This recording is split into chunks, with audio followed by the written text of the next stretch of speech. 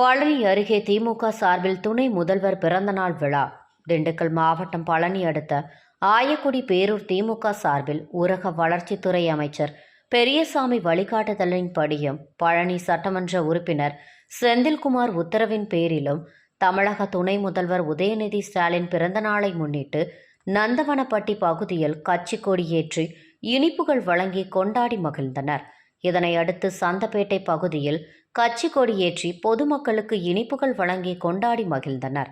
இதனையடுத்து ஆயக்குடி பேரூராட்சியில் பணி செய்து வரும் தூய்மை பணியாளர்களுக்கு உதயநிதி ஸ்டாலின் பிறந்த நாளை முன்னிட்டு சிறப்பு உணவு பொட்டலங்கள் வழங்கினர். இந்நிகழ்வில் ஒன்றிய செயலாளர் சுவாமிநாதன், ஆயக்குடி பேரூர் செயலாளர் சின்னதுரை, ஆயக்குடி பேரூராட்சி தலைவர் மேனகா, ஆனந்தன், துணைத் தலைவர் சுதாமணி, கார்த்திகேயன் மற்றும் மன்ற உறுப்பினர்கள், கட்சி நிர்வாகிகள் திரளாக கலந்து கொண்டு உதயநிதி ஸ்டாலின் பிறந்த நாளை வெகு விமர்சையாக கொண்டாடி மகிழ்ந்தனர். பழனியிலிருந்து நமது செய்தியாளர் செந்தில்குமார்.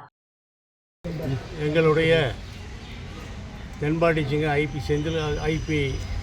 ஐபிஆருடைய வழிகாட்டுதல்படியும் திண்டுக்கல் கிழக்கு மாவட்ட கழக செயலாளரும் பழனி சட்டமன்றமாகிய மரியாதைக்குரிய அருமையண்ணன் ஐபி செந்தில்குமார் எம்ஏபிஆருடைய ஆலோசனைப்படி தமிழகத்தின் விடிவெள்ளி, நாளைய தமிழகத்தின் எதிர்காலம், மாண்புமிகு துணை முதல்வர் உதயநிதி ஸ்டாலின் அவர்கள் பிறந்த நாளை முன்னிட்டு பழனி கிழக்கு ஒன்றியம் ஆயக்குடி பேரூர் கழகத்தின் சார்பாக இன்று கொடியேற்றி